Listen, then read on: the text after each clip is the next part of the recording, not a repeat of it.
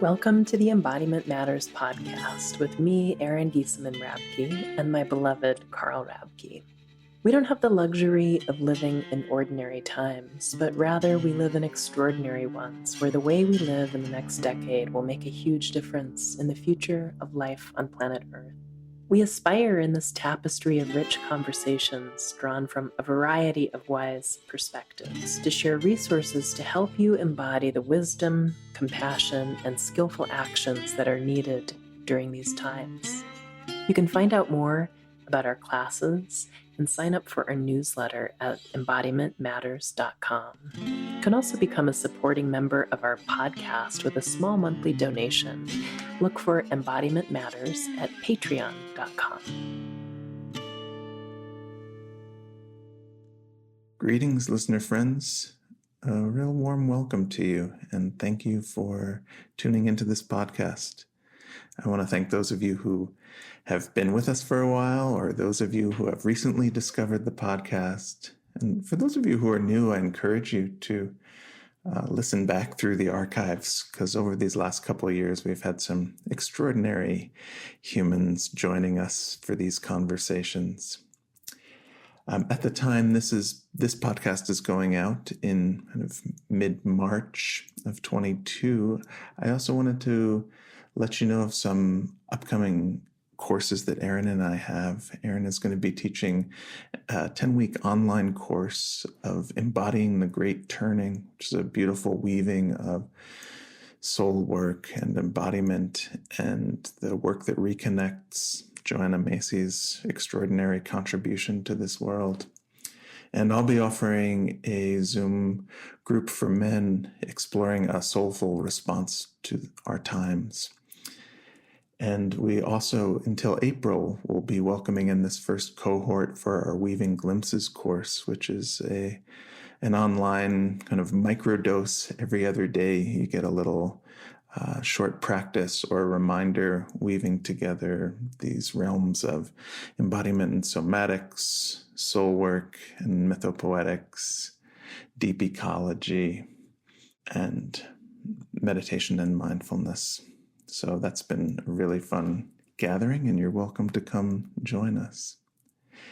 So for this conversation, I was so excited to speak with Josh Schrei. And Josh is the founder and host of the Emerald podcast.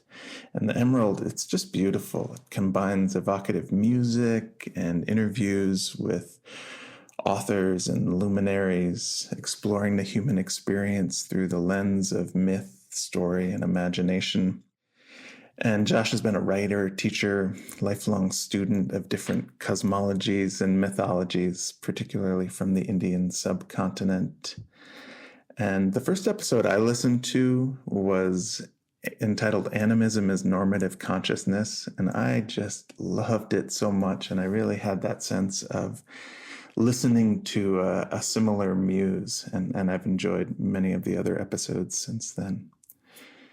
So for this conversation, Josh and I moved through some beautiful terrain around story and myth, imagination, embodiment. We unpack some pithy essential Zen teachings and really look deeply into what is this experience of our animal body and what does it mean to live in a living animate universe. Throughout the conversation, we kind of drop into this deep time perspective, sometimes viewed as the hours of a clock or 100-foot long string. And over our long arc of evolutionary biology, just how recent these changes in attention from the technological revolution, industrial revolution, advent of agriculture, how much attentional patterns have changed, but just in that little hair's distance of these last years, and what the sort of long arc of how our souls and psyches developed over the years.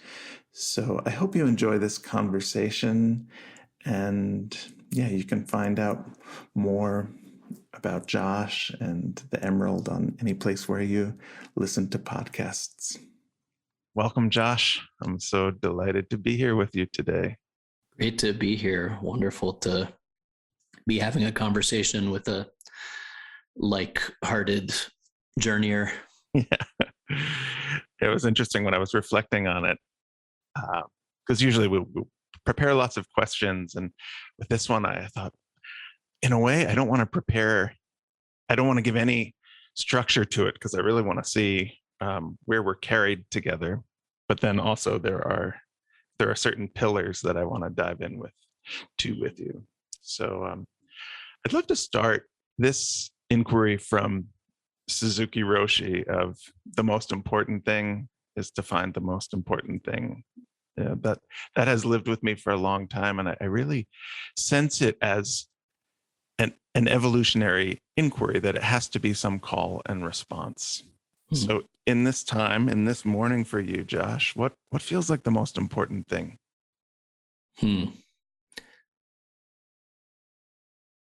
Well, yeah, that's a beautiful inquiry from Suzuki Roshi there. And it's interesting, that takes me way back to my roots. I grew up in a Zen community, and he was very influential in my early life.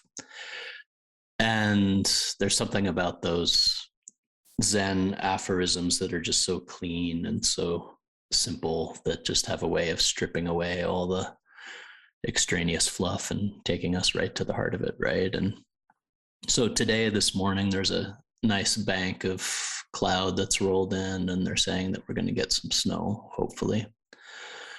And I love it when it's gray on the mountain and in the desert here, to feel the condensation and moisture, and how it mingles in the forest, and how it plays among the fir trees. And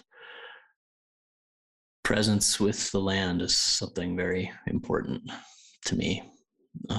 It's something in a world that wants to take our attention in 100 different ways, that I feel called to over and over and over again. And these days, it's something that I have to carve out time for. Pretty busy with a couple of little ones running around. But what I hear in your question is just the way that a simple uttered word like that, can invoke and take us right there, right?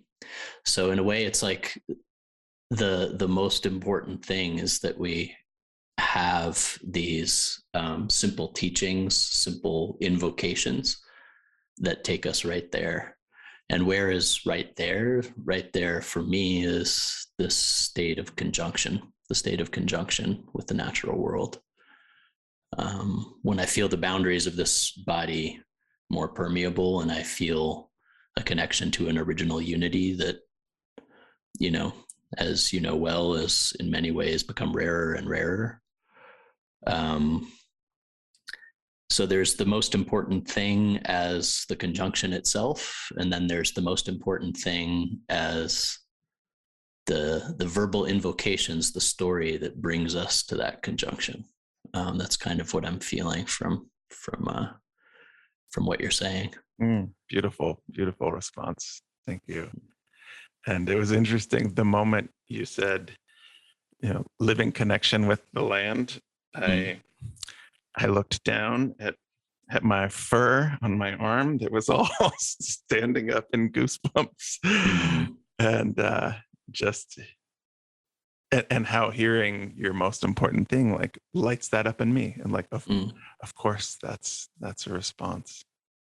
But I'd love to segue into this topic that I think both of us have spent a good deal of time with, which is what is our animal body? How do we return to it? How do we remember it? Anything you want to say about this term of animal body? Yeah, well, as you know, Simon and I just had a deep dive into this, Simon Thacker from Ancestral Movement in Australia, and it's something that I've been thinking about a lot recently, and thinking about and feeling into, and something that I've felt into for many, many years. as a teenager, I was fortunate enough to study some of the Chinese martial arts systems and capoeira, and then later on hatha yoga. And we don't often think of these things as what you could call like primordial shapeshifting, but then when we start to unpack it, we see that actually there is a direct lineage, there's a direct tree of ancestry, right? All these movement systems with names directly named after animals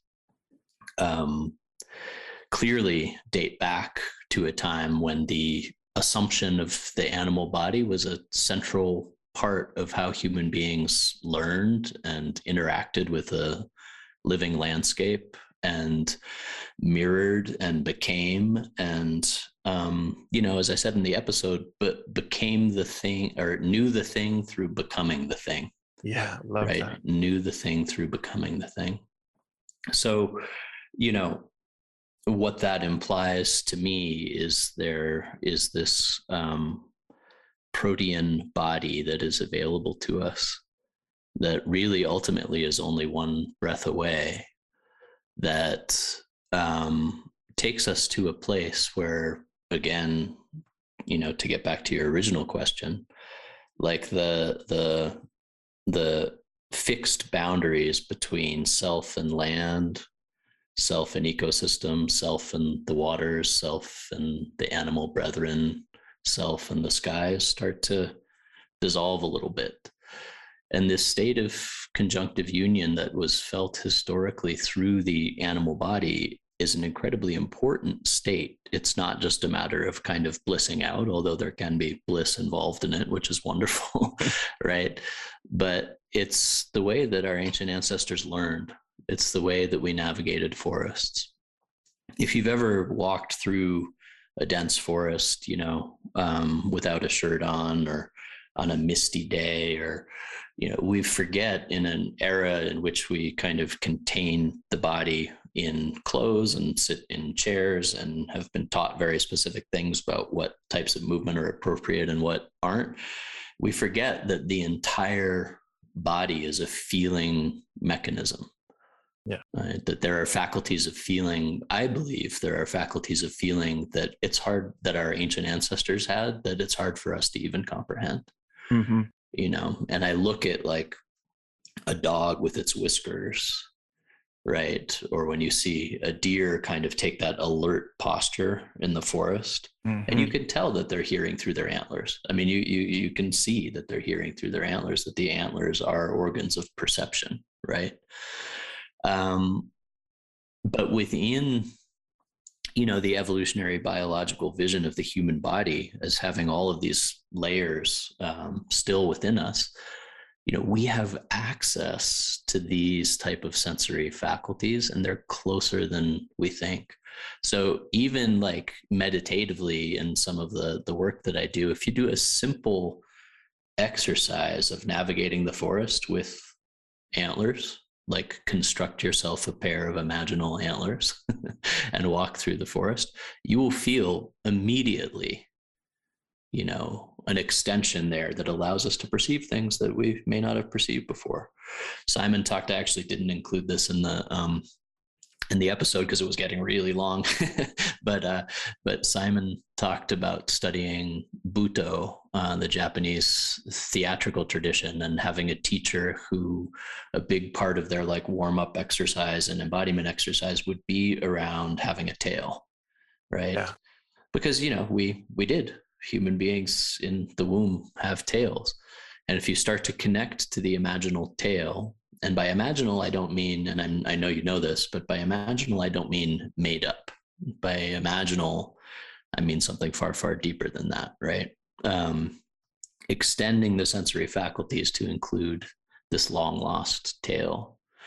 We still have, when our hairs rise, like you're talking about, that is a response, that is probably really, I was just reading about this today, is probably really at the root of human spiritual experience, like the experience of the hairs rising as we entered the threshold of the cave, the hairs rising to put us on alert, and with the hairs rising comes the widening of the eyes and the perception of you know, spirit, energy,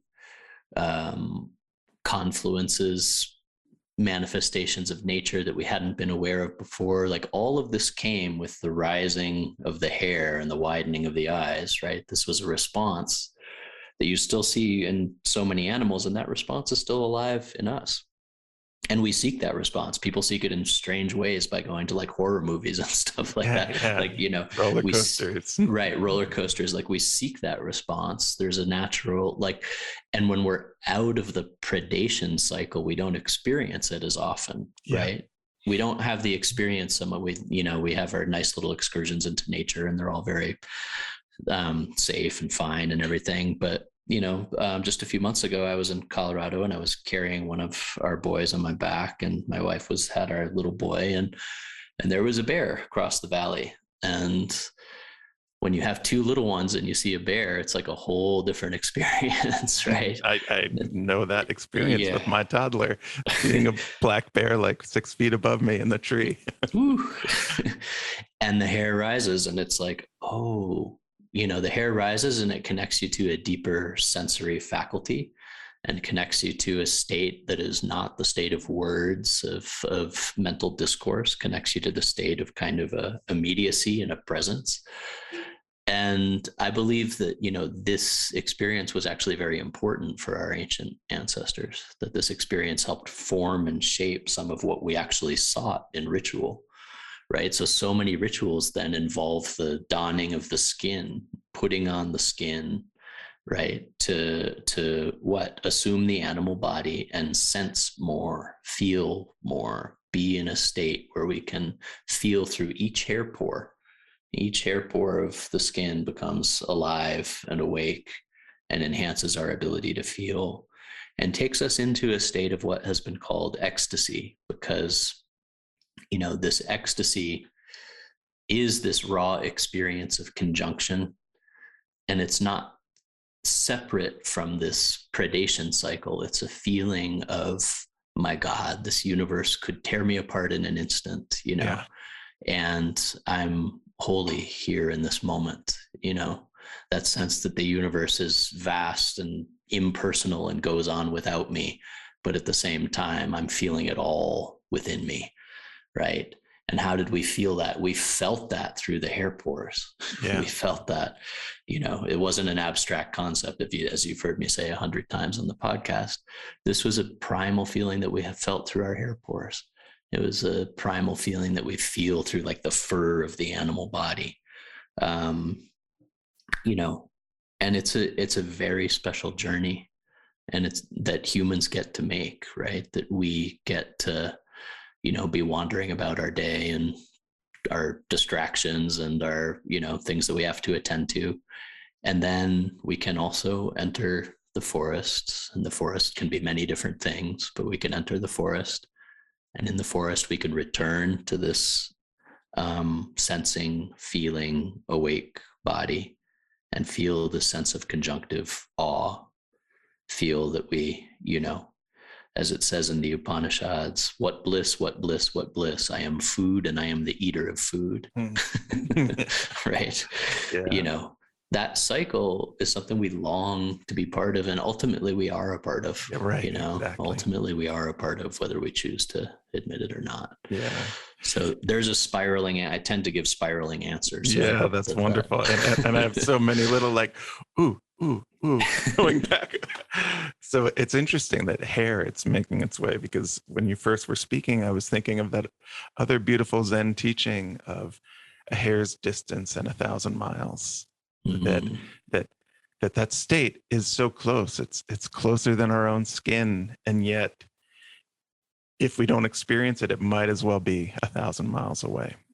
And I think of that with so many of these sensitivities and intelligences that you were describing, and how helpful it is to take that long evolutionary biology look at how we got here, and just that hair's distance at the way end. I mean, whether people use the 100-yard string or a mile, and just this minuscule shift of attentional patterns from industrialization, or even from seeing how much attention has changed in the last 25 years in our life. It's astounding. And yet the wiring, the psyche, it's all those intelligences are here if they have Absolutely. contexts to be accessed. And I think that our animal bodies know that languages are disappearing on a daily basis, and know that insect species and extinction is happening all around us. And I think that's a root of so much of our neurosis, is getting the feedback from those intelligences and not listening, or not knowing how to respond, or just thinking that it's some sort of a malaise or need for anesthesia or something like that. Mm-hmm. Yeah, I mean, there's a lot there. First of all, that quote about a hare's width, I don't think that's an accident, right? Like that they could have used a lot of different things, and Sure. instead they said a hair, which brings it into the level of the somatic very quickly, right? Mm-hmm. So to say something is a hair's width away also suggests that the tuning in to each fine hair is part of the key back, right? The key to the way back. So I love when you see these little like somatic clues buried in statements where we don't tend to look for it, right? Mm-hmm. And it is a hair away and a breath away, and an assumption of the waking of the sense faculties is so close. It's so close. I feel like what you're saying about attention is very, very strong. And all of this stuff is about where we take our attention. And I mean, we're on a kind of Zen kick today. So that famous quote, I think it was Ichu, he was asked what is enlightenment. He said attention, attention, attention, right? And recognizing right now that this whole thing with like attention grabbing devices and all this kind of stuff isn't a little thing at all. It's not, I mean, no matter how many articles come out that say, oh yeah, this is troubling, and what's going to happen to the next generation and all this kind of stuff, even that I think doesn't even get at the scope of the issue, because we're really, where human beings have placed our attention, the focal points that have led us into conjunctive union with the natural world, the focal points that have unfolded for us into understandings of how nature works and nature operates, the focal points that used to come from, a luminous sunrise, or from the particular pattern of light on the water, or used to come, if you've ever seen, and I know you have, like when light filters through the trees on a misty or foggy day, and you're led somewhere, right? Those focal points used to provide portals through which we could understand nature more, through which we could feel conjunctive rapture more, right? Through which, our mechanism is geared towards those types of focal points, so that we can experience exactly what we're talking about here, which is that state of oneness with the world around us, and an understanding of how the natural world actually manifests. And you see this in mandalas, you see this in all the sacred art representations, which will have that single focal point at the center, and then will branch out into all the manifestations of animate beings and trees and palaces and constructs, all of which are an understanding of how nature works.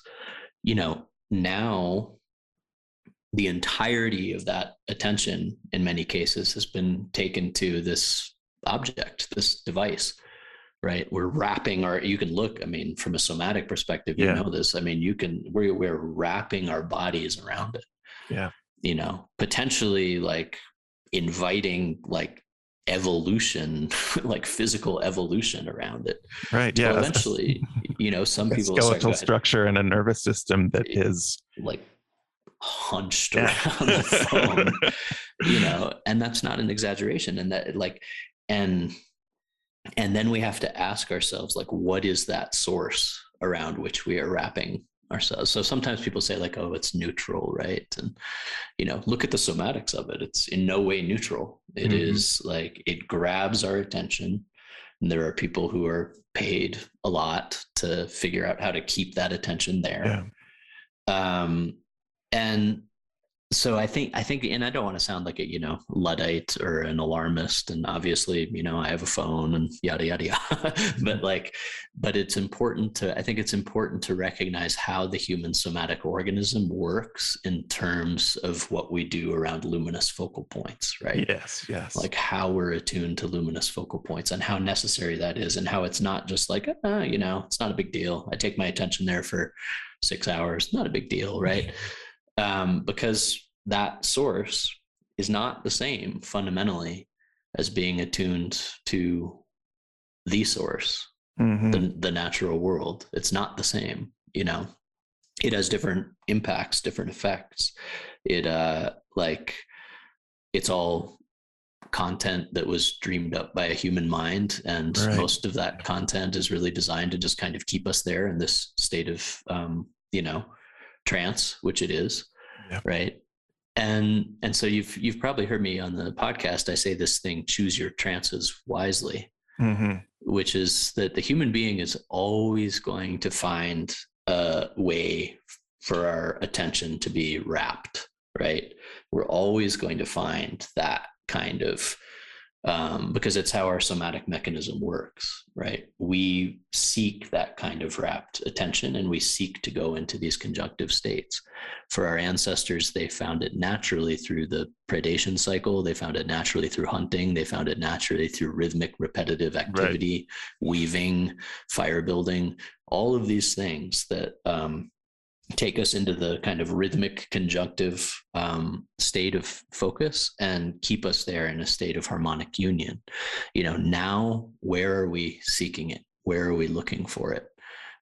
So recognizing kind of, to me, the way to navigate this new world of consciousness alteration and trance dynamics, which is really what all this is, in technology, is to understand this is natural for human beings to seek this. And then we have to be really careful about where we place our attention, where it matters deeply, where we place our attention. Or what is, where's it coming from too?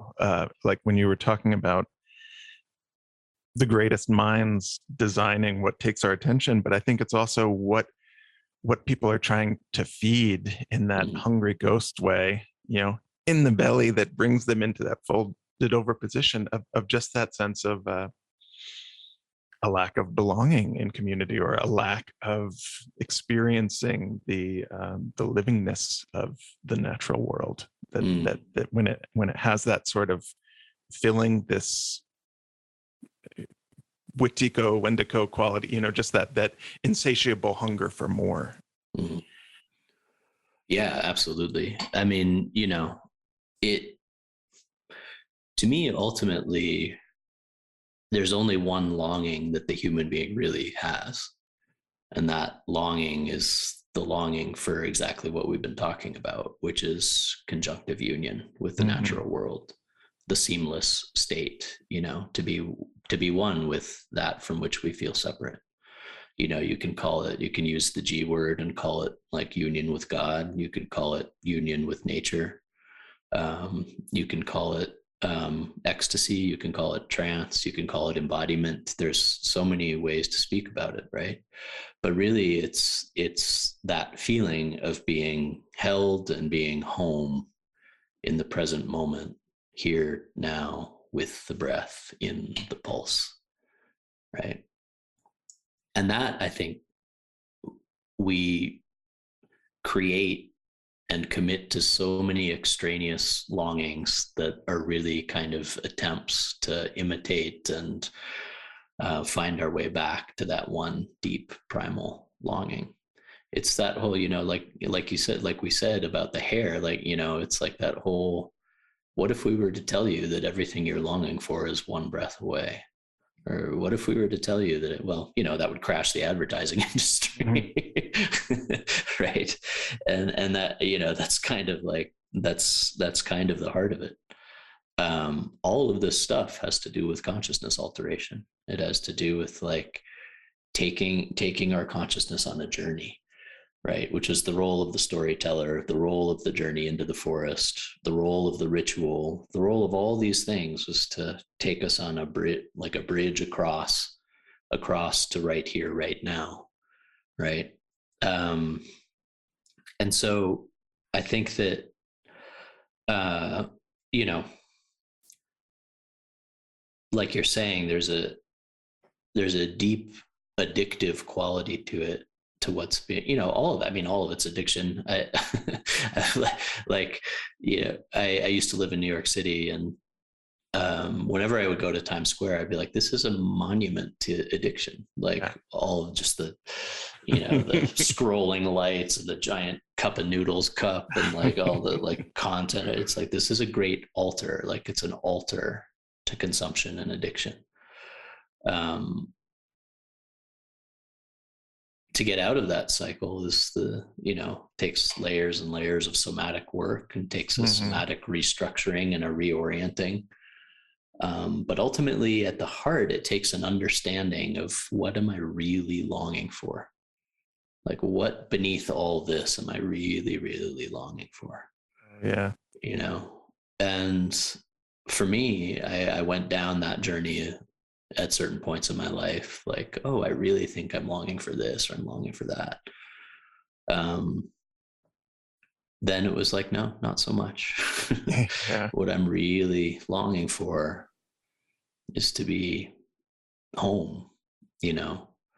And the isolation that you spoke of, like the removal from community, plays a huge role in that. It's like, extract people from community and then bombard them with messaging that, like, oh, you don't have enough, and you have to individually achieve on one hand, and then you need to consume on the other. And right, it sets the individual on this kind of neurotic, addictive course that, you know, is very monetizable if that's your goal. Like, that can be monetized, and you see the ultimate expression of that with some of this new technology, because it's really like, what is the individual?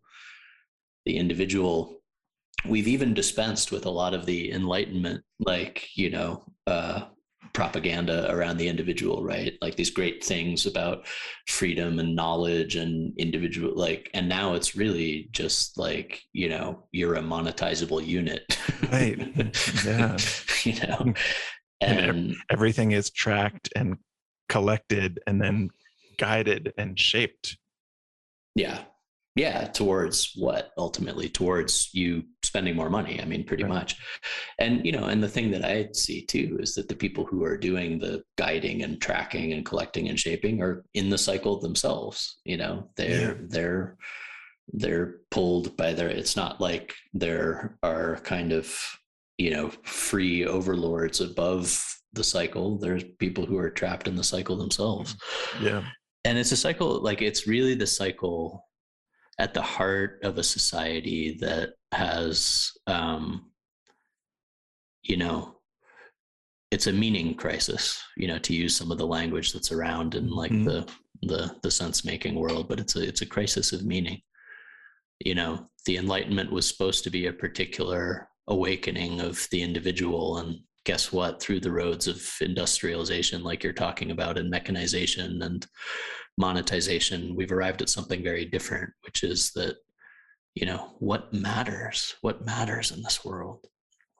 And like you said, I think that our bodies have a deep innate sense that something is wrong, and in the face of that, I think we can go deeper in, or people go deeper into the addiction, right, as a way of kind of shutting that out. Yeah. But what gives me hope also is exactly what we're talking about one hair away.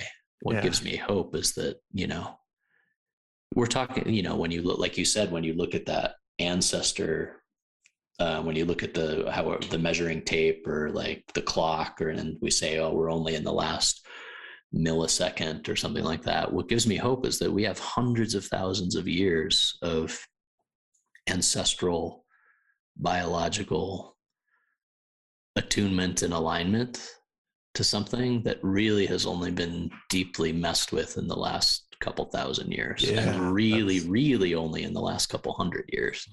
Right. Yeah. Just to I want to take a moment and take that in, the ancestral inheritance that we all carry so far back that's only been messed with in the last few hundred years.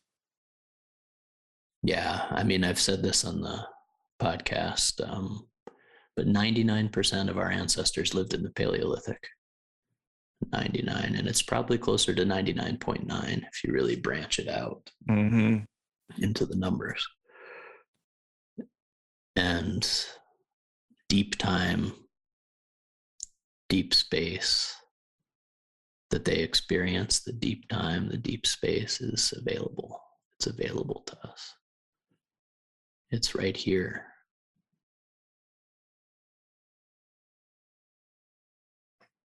The ancestral mind that Tyson Yunkaporta talks about. Ancestral mind, ancestral body. Yeah.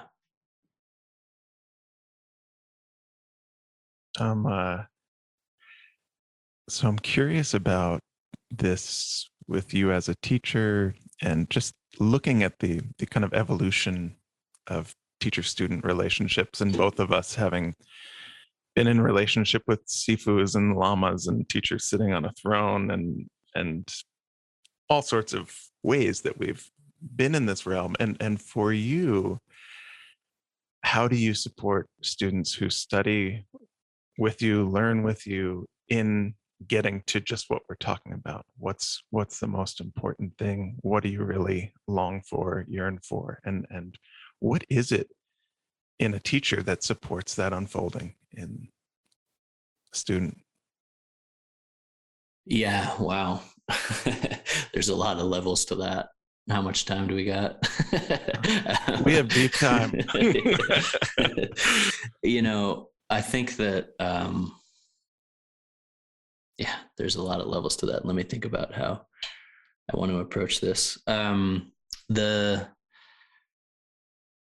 First I want to acknowledge what you said. I studied Tibetan Buddhism and lineage for quite a while, many years, and have studied other traditions in lineage too, and I'm familiar with what you're talking about, the teachers on thrones. And I've felt the beauty of teacher student transmission, and I've also seen the precarious place that it puts a human being, and we're all human beings, that it puts a human being to be sitting on a throne and having people like bow before them and stuff like that. And I think that that's a dangerous place for a person to be. I think that's why we've seen such a remodeling of that paradigm, which I think is really a good thing. And then sometimes in Western tradition, or in Western culture, the pendulum can swing totally to the other side, and we can lose the value of deeply studying with experts and deeply studying with people who have years and years of experience. To me, I saw enough of the weird dynamics of spiritual communities at a very young age that I developed a really good, what you could call like BS detector. And so I've been fortunate, I think, to study with really good teachers myself, because I've chosen them very, very carefully, very, very carefully. So I think that there's value to studying in lineage. There's deep value to that. And there's certainly value in studying with respect, and not just assuming like we take a weekend workshop and then we're like kind of free to go Make our own method, right? And I think that that's important. I think it's important in the yoga world, which I've spent many, many, many years in the yoga world, because I see a lot of that in the yoga world, where it's like, I took a weekend workshop from someone who says they know something about Kali, and yet they're not even in a Kali tradition. And now I know about Kali, and I'm going to go tell everyone about Kali. And, I don't know. I mean, I think that can lead to some issues, right?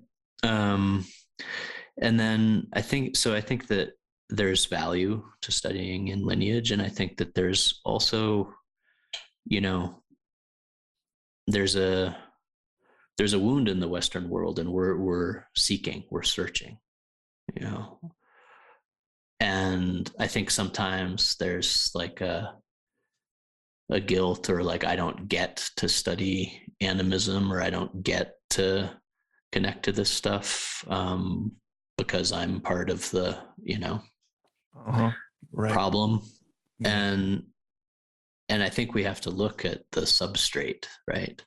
That, again, 99% of our ancestors were in the Paleolithic. Right. And like, when I talked to Tyson Yunkaporta again, and he said, you know, if you're European, then, you know, 5 minutes ago, your ancestors were out hunting aurochs. You know, animism, this type of conjunctive union with nature and the protocols to get there, are the foundation of every single culture on the planet. Yes. Every single culture on the planet. And we have every right, you know, the Celtic Europeans were colonized too. They were colonized a couple thousand years ago. And it started to be driven out of them a couple thousand years ago, right? Every culture that has lost animacy has its history of how that was lost. So I think that we should feel, you know, good and well with the embrace of animacy and the understanding that it's the foundational root. Now, to the second part of what you were talking about, one of the things that has come with that loss of animacy, I think, is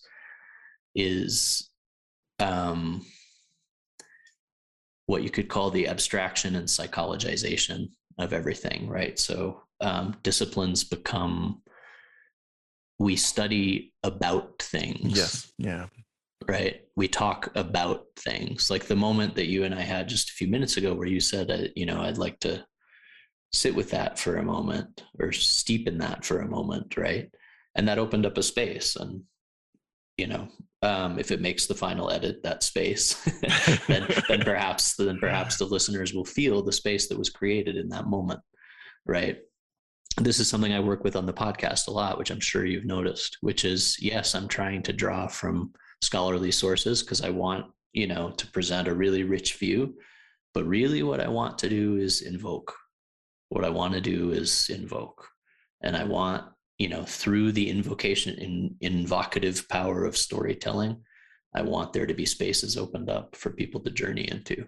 I want there to be spaces opened up, you know, for people to follow and have an experience of, you know, a taste of conjunctive ecstasy, which is the heart of what storytelling has always been for, right? So at the beginning of the courses that I do, I say, you know, a conversation can be more than a conversation about something. Mm-hmm. A conversation can invoke things, right?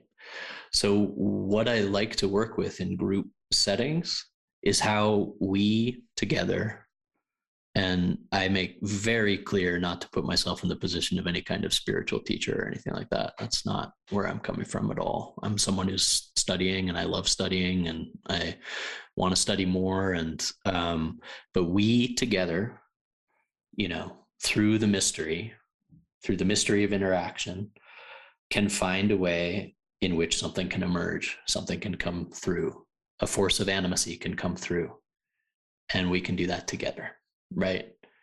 That's how I tend to approach it. There's also an interesting thing with ritual, and I'll just say this, and then we can move on or explore this deeper. But there's also something with ritual that I think it's really important to,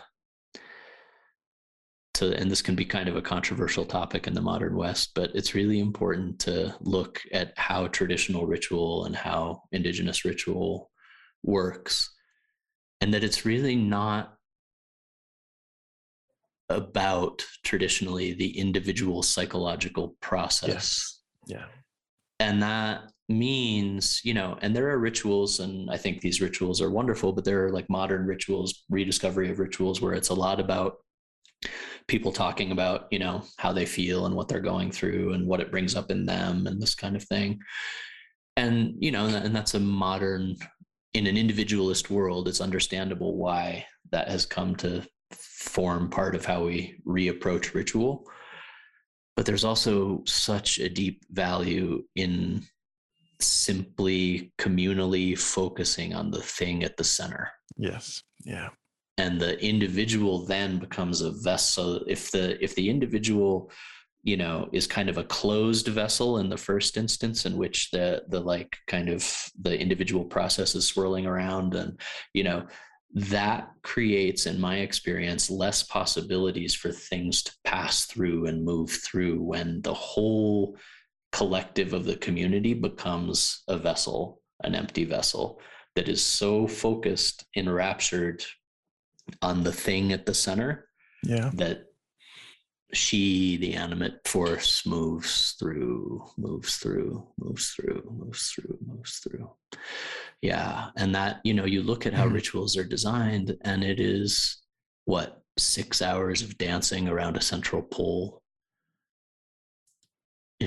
6 hours of dancing in step together around a central pole, right? And all of the kind of inner maelstrom of processes just melts over time, and all the kind of weirdnesses we had with our friends and brothers and sisters, when we have to dance in lockstep with them over 6 hours around this pole, and we have to be in unison, then any of that type of like discord melts away too.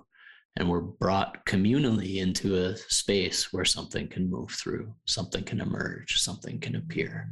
And it happens through the power of the collective shedding for a bit their individual selves and becoming, taking the shape of the ritual structure, the ritual mandala, and repetitively breathing together, repetitively humming together, repetitively invoking together, until a space opens. And in that space, through that space, the mystery passes. Yeah. So it takes some deprogramming, a little bit of some programming, I think, that's even very recent around like what is ritual for, and and the supreme importance that we want to place sometimes on our own psychological journey, which, most animist cultures, the person didn't do the vision quest for like their own psychological journey. Mm-hmm. They did the vision quest for the health of the entire communizing. Yeah. Likewise with dreams, that it's not my own psychologizing of my dream, but what's coming through in the community through, and that one person dreaming was everyone dreaming. Mm-hmm. Exactly. Yeah. The feeling that whatever I experience has to be held as, and again, it's natural in an individualist culture, but has to be held as like, this has primary individual importance for me, not something that could shape the life of the community, right? Yeah. And really be an access point to something greater than our individual selves. Yeah. Well, and I think it's too, just like you were referring before around animist sensitivities, that many people growing up in the modern West who haven't had ritual, or who maybe had strong performative ritual in the context of a religion, forget that ritual is our first language. Just like movement and expression came before language, ritual was so interwoven into the development of our psyche that it also is part of that long inheritance that's intact, but maybe tweaked a little bit for the last couple hundred years. So how to help remind people of their own innate ritual way of knowing. Yeah. Ritual, I did an episode on resonance that really spoke about how the origins of culture arise through group syncopated activity, right? Arise through communal dancing, arise through communal drumming, arise through this exact feeling of being in ritual resonance. Hartmut Rosa says that ritual allows for people to experience resonance on 3 levels: the vertical level, between us and nature, between us and creation, right? The horizontal level between us and community and other people. And he uses the diagonal level between us and this world of things and objects. And if we don't feel resonance, and so many of the modern ills are a lack of resonance, if we don't feel resonance with things, then you know the isolation that results, the alienation that results, the destruction of nature that results because people don't feel resonance with nature like they used to. If you feel resonance with something, you can't destroy it. So many of those people that, like, I've kind of your neck of the woods, but when in the last administration it came up for like Grand Escalante Bears Ears to be shrunk by 50 to 80%. And I just thought, this is the decision of someone who has absolutely never set foot in these wilderness areas and has experienced no resonance with this land whatsoever. Yeah. And probably has never experienced resonance with land at all, except that if you told them we were going to destroy their golf course, then they'd be really pissed. Yeah. Right. But we have to feel resonance.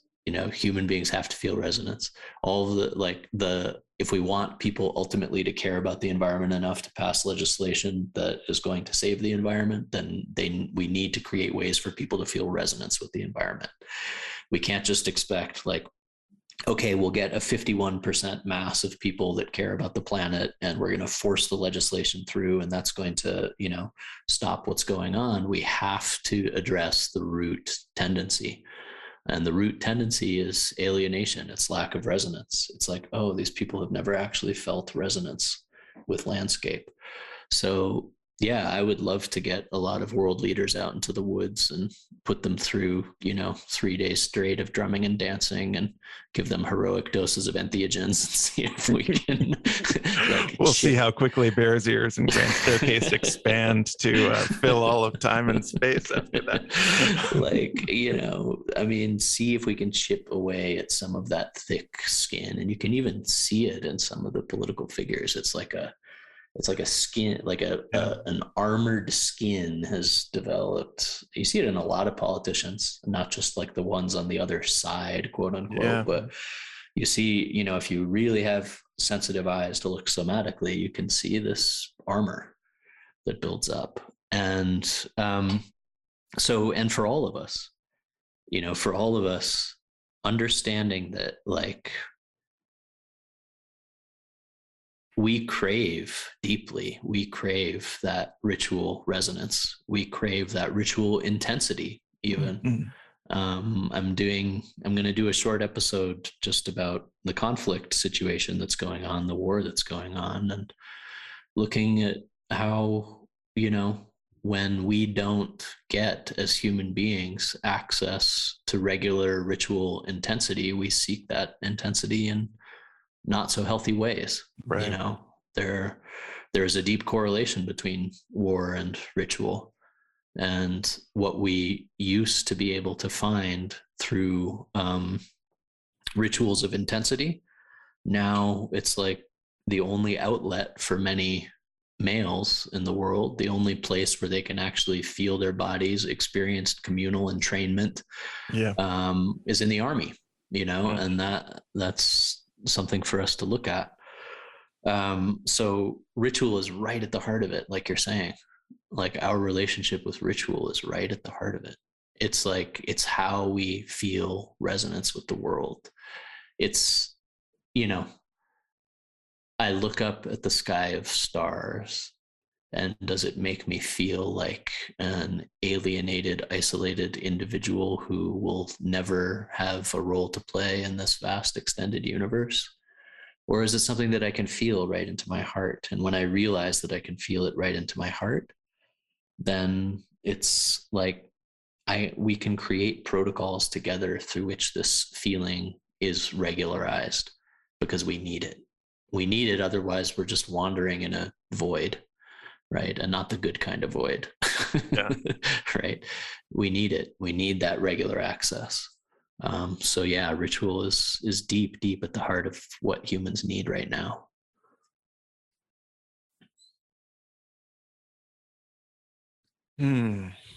Well, I know we're getting a little Yeah, bit close to it's up to time. you. We can keep going for a while if you want. Depends on how long you want the episode to be, but Yeah. I I'm love how fine. you stretch your episodes to, like hour and a half or hour 40 minutes, like Yeah, just to invite a different quality of attention. Can yeah, you throw on a pair of headphones and just like drop into something for 90 minutes? Like 90 minutes, people, it's doable. yeah, totally. And it's really, where we take that attention. We're fine scrolling through Instagram for that amount of time in a day, right? Mhm. Yeah. But that last episode was maybe a little long. The next one's going to be a little bit shorter. But yeah, up to you. I can stick around for like another 20 minutes or so. See.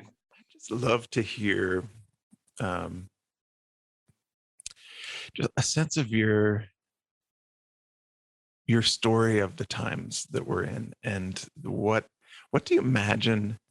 I love Charles Eisenstein's "The Beautiful World Our Hearts Know Is Possible," or the way Pat McCabe, "Woman Stand Shining," says, in our heart of hearts, we know that there's a way to live in this world that honors the thriving of all life. Mhm. So, for you, Josh, like what's your vision of kind of both where we are and what's a possibility that you imagine? Where we are, I feel, when we were talking a few minutes ago of the crisis of meaning, I feel that we are on a precipice. I feel that we're in a type of strange bardo in a way. I feel that we're in a place that um, the the internal world and the external world have overlapped in a very strange way, which is that all of the neuroses that human beings are subject to internally have become the external paradigm. We have basically constructed a world that is founded on our deepest addictive neuroses, and we see the external manifestation of unresolved traumas, basically unrepatterned traumas. Um, and now that external world that we've created as a magnification of the internal world is screaming at us, crying to us that we have to dive deep to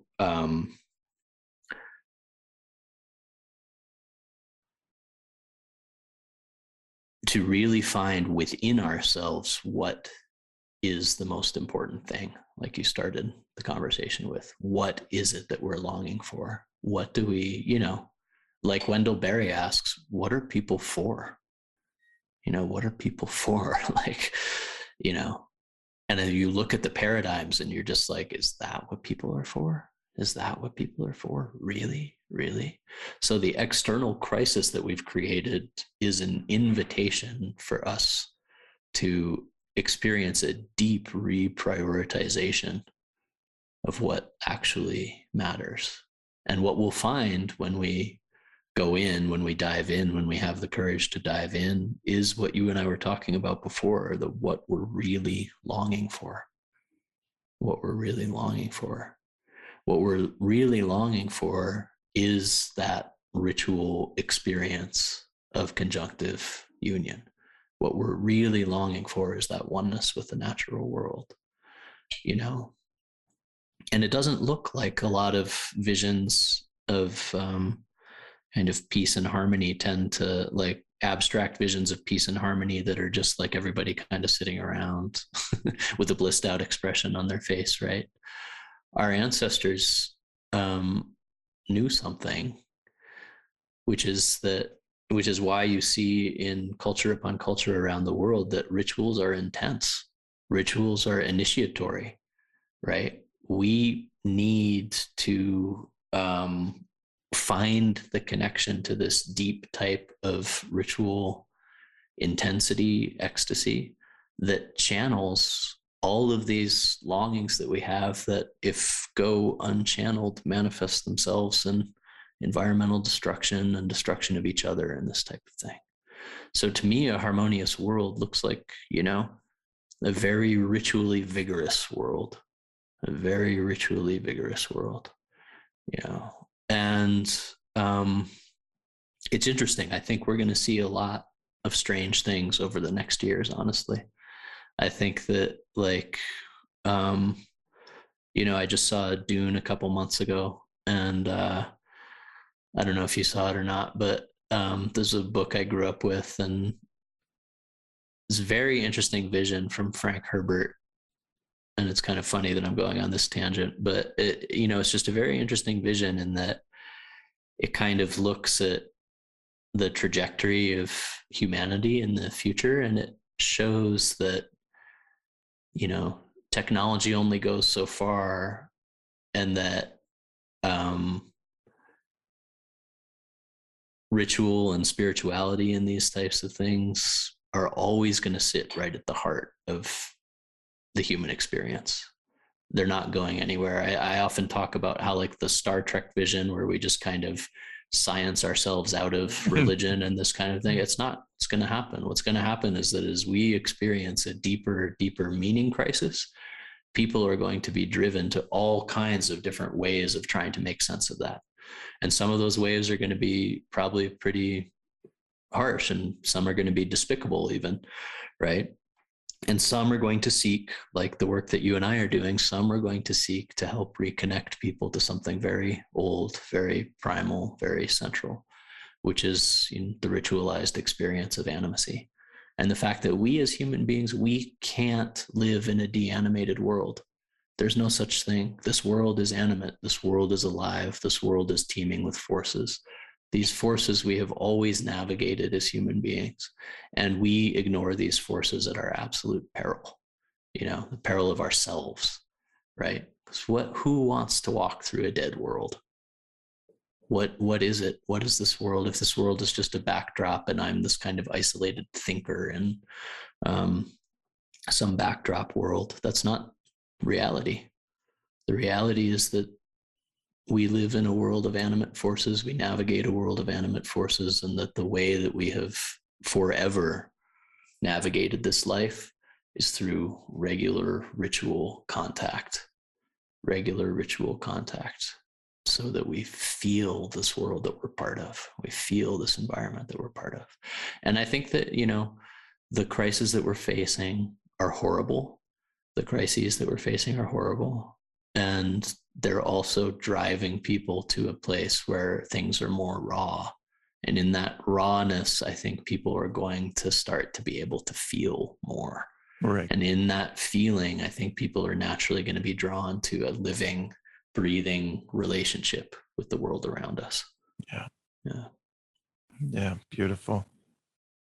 It feels that way, with us being thrust, like it or not, into global initiation, that those pathways, those rememberings to how to be ritually alive in a living world are going to come forth more. Absolutely. Yeah. Well, Josh, I'm so grateful to be in these crazy times, walking paths next to you. And I think I will add a to be continued on this conversation because I think there are some more rabbit holes we can drop into together. Oh, most certainly. Thank you for your work and your, invitation to meet up in Grand Escalante, that region sometime. I would love to. I'm longing to explore that part of my backyard and your backyard. And yeah, if we can't get the politicians and lawmakers down there, we can at least include them in our broader circle. Yeah, really a pleasure to talk today. And yeah, really nice to share this time together, and I look forward to more. Yeah, me too. Thank you, Josh. Thank you so much for listening. We hope you enjoyed the conversation. If you enjoy this podcast, it's great if you want to share it with friends or post about it on social media. Also, you could make a donation to support the podcast or find out more information about our classes and offerings at our website, embodimentmatters.com.